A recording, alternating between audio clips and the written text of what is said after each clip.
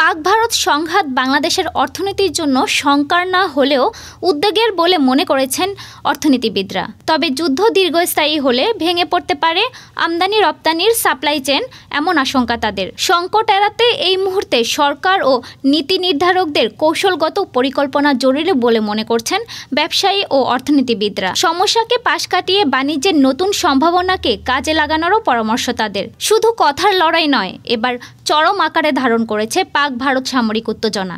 সীমান্তে পূর্ণমাত্রায় সংঘাতে আতঙ্ক বাড়ছে দক্ষিণ এশিয়ার অন্যান্য দেশগুলোতেও।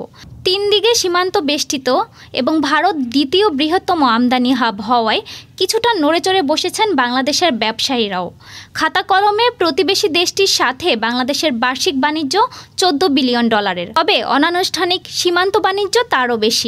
ভারত পাকিস্তান উত্তেজনা খাদ্যপণ্য আমদানিতে কিছুটা প্রভাব পড়তে পারে বলে শঙ্কা ব্যবসায়ীদের। তবে বিকল্প উপায় খোঁজার মানসিক প্রস্তুতিও রয়েছে তাদের।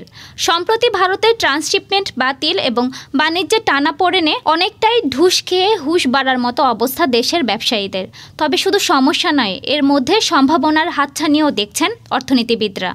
যুদ্ধ পরিস্থিতিতে সীমান্ত বাণিজ্য, ট্রানজিট এবং দক্ষিণ এশিয়ার নৌ রুটে পণ্য পরিবহন ব্যাহত হওয়ার শঙ্কা প্রকাশ করছেন অর্থনীতিবিদরা। চলমান সংকটের প্রেক্ষাপটে বাংলাদেশকে কৌশলী হতে হবে।